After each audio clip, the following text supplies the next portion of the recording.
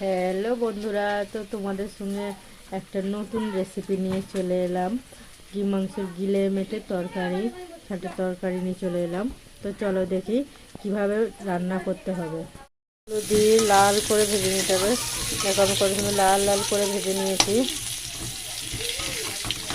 এবার আমি আলুগুলো তুলে প্রথমে তেজপাতা দিয়ে দিলাম, পেঁয়াজ দিয়ে দিচ্ছি।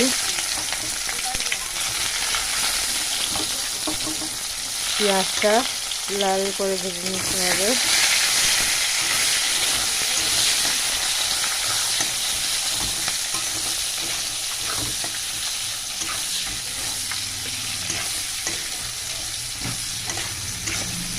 লাল করে ব্রাউন কালারের হয়ে যাবে, ভেজে নিলাম ভালো করে। তো আদা রসুনটা ভেজে দিলাম, দেখতেই পাচ্ছি লাল লাল হয়ে গেছে। এবারে দিয়ে দেবো মাংসটা।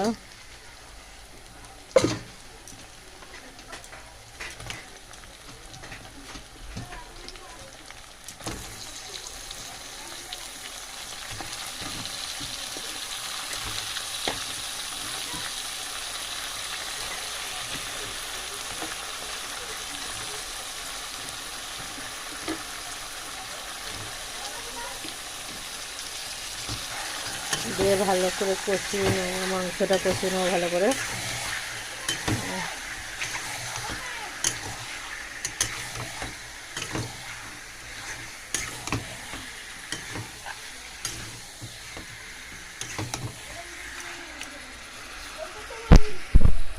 এবার দিচ্ছি হলুদ গুঁড়ো,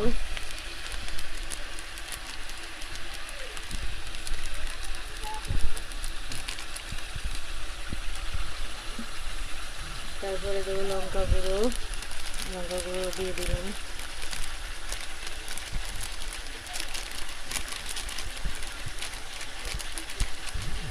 আপনারা যতটা ঝাল খাবেন ততটাই ঝাল দেবেন।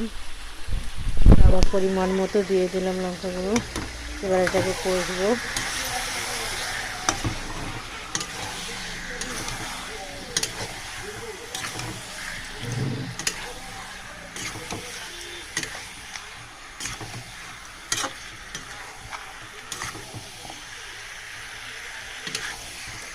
তো এটা প্রায় আমি আধ ঘন্টা ধরে কষবো,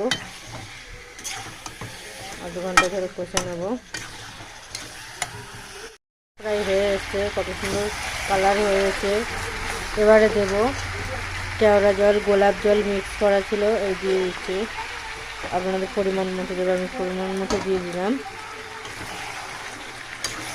আর এবার দেবো নুন। নুনটা ছড়িয়ে দিয়ে আপনাদের পরিমাণ মতো নুনটা দেবেন। আমার এই পরিমাণ মতো নুনটা দিয়ে দিলাম। দিয়ে আবার কষিয়ে নেবো কিছুক্ষণ।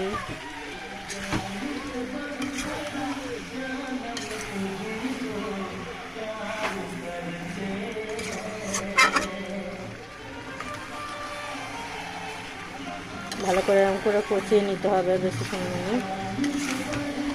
তবে যত বেশি কষাবে তত বেশি টেস্টি হবে খেতে। আমি কষিয়ে নিচ্ছি ভালো করে। আমার কষা প্রায় হয়ে এসছে। এবারে দিয়ে দেবো জল, লাল লাল হয়ে গেছে। এবারে দিয়ে দেবো জল, দিয়ে দেবো। তো এখানে আমি কষাই নামাবো, তাই আমি 2 বাটি জল ইউজ করছি। আপনাদের পরিমাণ মতো আপনারা ইউজ করবেন। তাই আমি 2 বাটি মতো জল ইউজ করলাম,